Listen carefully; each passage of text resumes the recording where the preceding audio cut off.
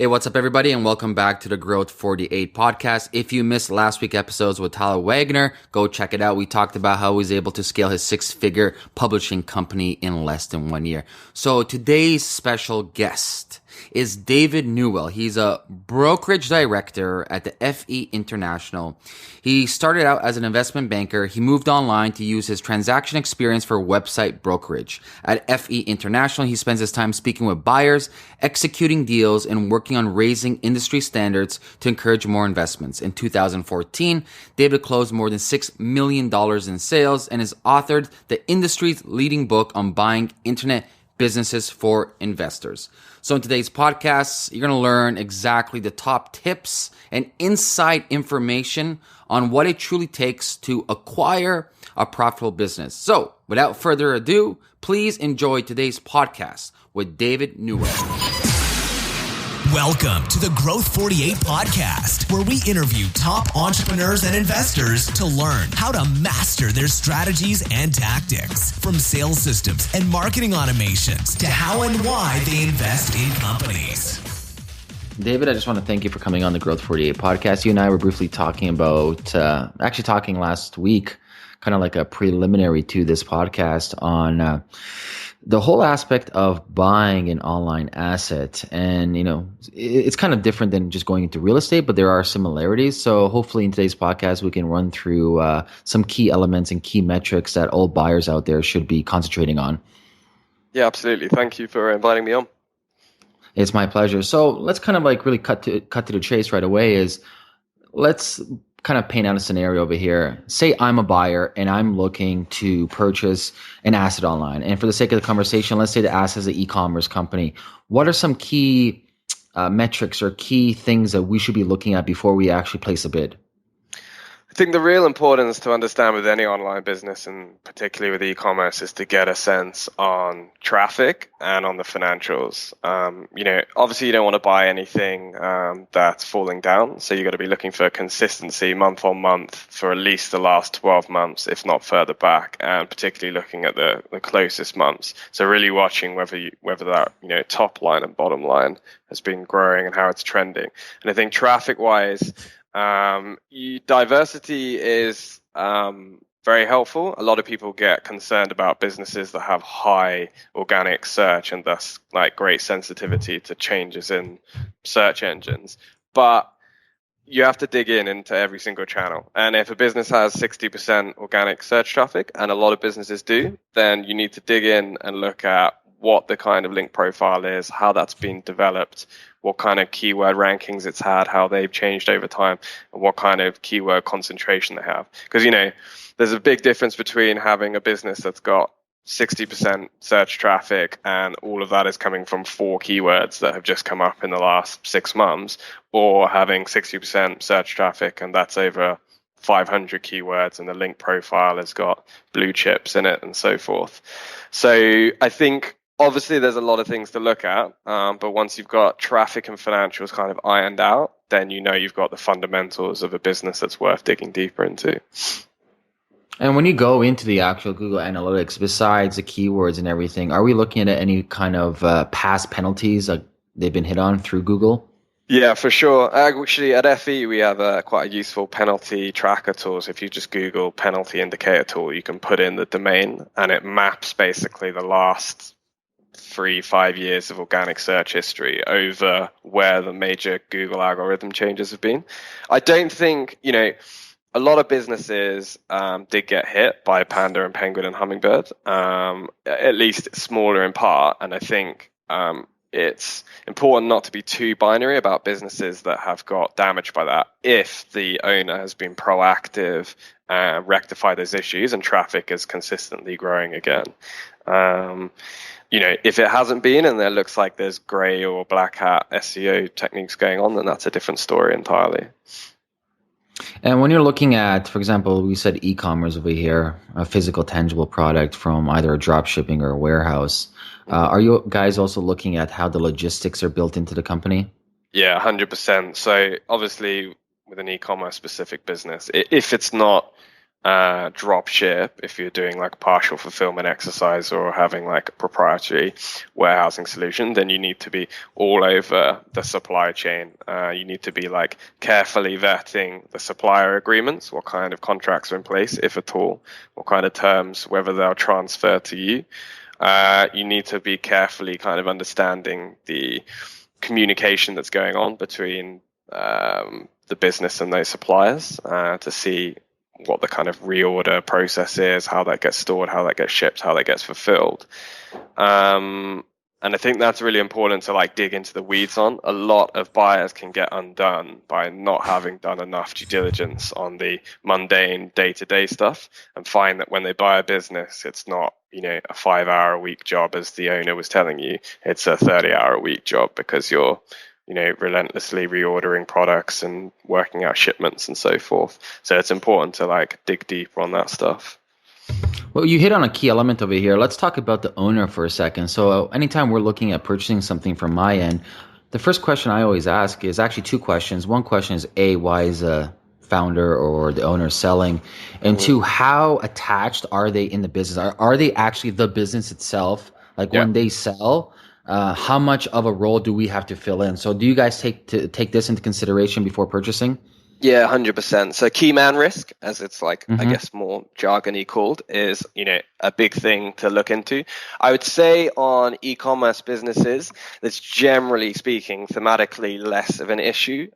You don't tend to see too much key man unless it's just key man from a sheer man hour standpoint. Whereas, for example, on a SaaS business, if the owner has developed that product for the last 3 or 5 years and is the only person who knows the code base, then you've got a very different type of key man risk attached to that business. And that should certainly be reflected in both the profit of the business. So when you're thinking about adding back the cost to replace that owner, whether that's hours or technical work, should be priced at a premium if they're particularly attached to it. But it should also be reflected in the overall multiple of the business, because if you take out someone that technically important, then chances are you shouldn't be paying a premium multiple, because you're not going to be able to generate the same amount of revenue going forward, or as easily as he was.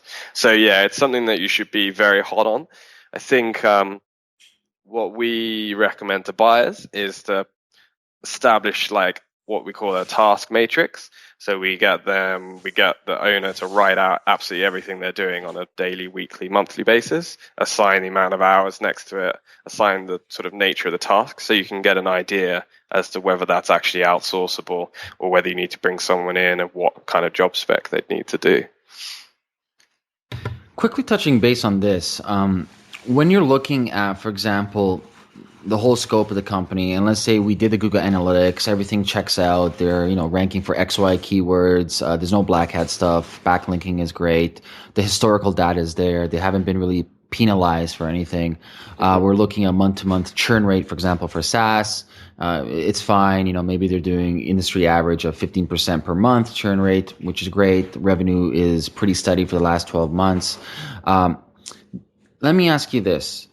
Do you have a formula, or what is a determining factor to figure out what that monthly multiple would be? So there's about 120 or so factors that we look at, and they split out. We'll talk about one for today. I'll distill them down. So and I would say that the multiple is most sensitive to 3 things. One, the age of the business, which essentially sets out the track record and demonstrates, the sustainability of the monetization model that they're doing. So a 5-year-old business is already at a premium to a 1-year-old business, let's say. So age of the business is important to buyers. The second is the monetization method. So recurring revenue is more valuable than one-time revenue. So a SaaS business is always going to be at a multiple premium, ceteris paribus, to a content business that's monetized through AdSense, for example. And the third is the amount of owner time spent in the business and the nature of the work that they're doing. So there's what's known as a passivity premium. So the less work that's required in the business, the more valuable it is. So if you have a SaaS business that's 30 hours a week, then it's probably not going to be a 3x business. But if it's a SaaS business that's 1 hour a week, it's going to start pushing towards like 3.5x because of that kind of passivity premium. So those three are like the real things that move the multiple around, and everything else just kind of tees it up. You briefly mentioned AdSense. Is that a leverage play that the seller can implement, or would that be more or less a disadvantage when it comes to selling, kind of like doubling down, saying, oh, we have X amount of AdSense per month? What do you mean leverage play? Well, for example, some people say, we're producing 6,000 or 12,000 recurring revenue from AdSense, and they consider that as an asset, but more or less is too variable. You're not really owning a product or owning a service or owning any intellectual property. You're just at the mercy of Google. Yeah, no, it's like AdSense is just priced as any other one-time revenue stream, basically. Okay. It becomes premium when it's on very large, very well-established businesses. So you can get like AdSense revenue is kind of priced at 2.2 to 2.7x on smaller sites, but on like seven-figure sites, AdSense revenue can be priced 3x and above if that business is 5 plus 10 plus years old. It's a complete major authority in the niche. Then it's a different kind of risk profile for buyers. Cool. Let me ask you this: when it comes to scanning their backend, how much does tech play a role into it? Say they have like really, really 1.0 type of tech, and then you do a big upgrade. How much is that a role into actually buying it? Happens very rarely. It happens very rarely that people are running on really poor like tech stacks or like very, very old architecture. For the most part, most people are running on the latest WordPress or open source platforms. Most people running SaaS businesses are very good at keeping everything up to date, annotating, running unit tests, and so forth. You'll find that that's a very like technologically advanced community that's working with like the best of the best type thing. So for sure, it's a factor that buyers should like look into and just tick off. But for the most part, it's not an exercise that brings up anything that's a deal killer. What would you say are deal killers? Like that's it. That's a killer. Deal killer is misrepresentation by the seller for the most part, which happens less on brokered sales. It happens more on direct sales. Anything that points towards like fraudulent misrepresentation of financials. So some people have misrepresented affiliate income. Quite a common one, for example, is it's quite difficult if you have Amazon affiliate revenue on a site and you have an account that has multiple Amazon sites linking into it and they're all using the same Amazon affiliate ID. It's almost impossible to track the revenue by URL. So there's been instances in the past where people have bought affiliate sites claiming like $8,000 a month, but actually they're doing 4, and the seller had 3 other sites that were topping up the other 4, but you couldn't see in the parent level account until you swap the IDs out. And the only real way to like guard against something like that is to do a back of the envelope traffic analysis where you kind of price what you think a typical user should be worth and sense check the amount of visitors that site's getting per month versus what the stated revenues are. If the revenue per user is coming out wildly higher, then chances are they're fudging the Amazon numbers. So yeah, it's mostly like financial misrepresentation that kills deals. It's trust thing for the most part. And this is where obviously a broker comes into play. Well, it's useful just because we do very aggressive pre-listing DD, or at least we do it FE. And so like 7 times out of 10, we've probably done more DD up front than the buyer ends up doing in after they've made an offer. So let's flip the gear over here a little bit. Obviously, you spend your time, you do your due diligence, you check everything out. Email list is great, conversions are great, churn rate is great, revenue is great, everything checks out. What is the key metrics or the key elements that we have to look out for when the transferring process comes into play? Yeah, I think It's not too complex. In most of our deals, like for kind of best in class and ease of use, we try and have the buyer pour into everything the seller's already using to minimize the risk of downtime. So they'll take over the hosting environment. Domain name then only needs to swap and keep the name service in place. All of like the little subscription accounts are assigned quite easily. So really, the only major kind of transfer headaches come with merchant processors and hosting. And if the hosting account is being swapped straight in and out, that's easy enough. Merchant processor varies case to case. For the most part, they are all transferable, just a case of aggressively chasing their usually very poor support teams to push things over. But there's certainly no like deal killing accounts. Would you put the money in escrow though? So say we purchase something for $100K and then we just put the money in escrow before the final transfer? Correct. So you sign the APA, the asset purchase agreement, you put funds in escrow, and once funds are secured, the seller transfers everything to you. And then you usually have like a 1 to 3 business day inspection period to audit everything that you've got, make sure the revenue's coming through the accounts, make sure traffic's coming onto the site, make sure all the content's up properly, and then once you're happy and satisfied, you release through the inspection period, and the funds go to the seller. So in your experience, Dave, where do you think, or where do you see this industry going in the next couple of years? Yeah, I think it's going to become the hobby income of increasing number of like middle class, middle-aged people. So I would say that the largest and fastest growing buyer demographic out there at the moment are baby boomers looking to buy online businesses to tack on to their retirement portfolio or to accelerate their retirement from business. So it's starting to become very fashionable for like 40 or 50-year-old doctors, bankers, accountants to buy up content SaaS businesses, bring in a bit of tech expertise from outside and run those for 30+% yields year on year. So I think demand side, it's only going to explode. Like we've quadrupled our list of buyers in the last 12 months alone.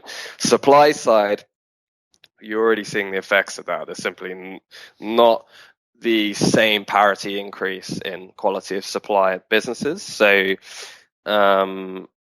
multiples have gone up noticeably in the last 12 months and probably more in the last 24 months. And until, more of that comes to the market, I don't see that changing. And I think that's really a kind of consciousness expansion exercise that industry participants need to do. So like basically going around telling people that there's a liquid market to buy and sell sites, because you'd be surprised and amazed at how many people that are 5-10 years in the internet marketing space that don't know that they can sell their 500 grand blog or whatever. Well, it's also quality, it's not that easy to even create a 500K. Very true as well. Very true. Very true indeed. Interesting though, but let me ask you this. So you're talking about doctors, lawyers, you're buying that's their portfolio. It's better yield and return than real estate, but they're not running it. So they're putting like a president in place. Are they putting in somebody that's actually running the business for them? Yeah, I mean, it depends very much on the type of the business. So those people are obviously attracted to assets that are coming with content writers in place, they're coming with VAs in place, they're coming with developers in place. And then realistically, all they have to bring to it is some marketing and strategic smarts, which generally speaking, if they've got, $500,000 to spend, they're pretty good in that camp.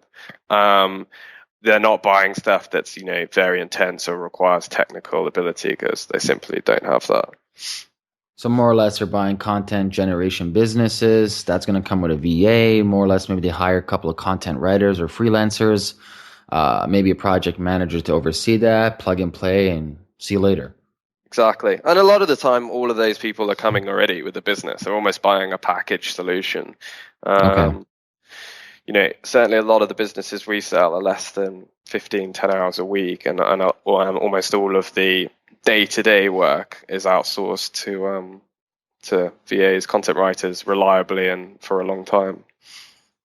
Beautiful. Well, David, I just want to thank you so much for coming on the Growth 48 podcast. Let's wrap this up. Do you have any final tips for anybody who wants to sell or buy out there? Yeah, I think buy-wise, do as much DD on the people you're buying from as the business yourself, because there's not a lot of quality representation out there. So make sure the people you're buying from, have been in the game for a while. They've got experience, precedent deals, a team. You can call them up, feel them out. And I think my best tip for buying is it's not always about the price. Like, get on the phone with the seller and work out what's important to them. Like, if they want a deal done fast or they have a specific personal condition to get out of it, you can often find that doing a quick deal or filling a personal thing can save you a significant amount of value. So worth exploring every avenue you can on those deals. Awesome. Well, thank you so much, David, and have an amazing day. Cool. Thanks, buddy. Bye. This has been the Growth 48 podcast. Thanks for listening.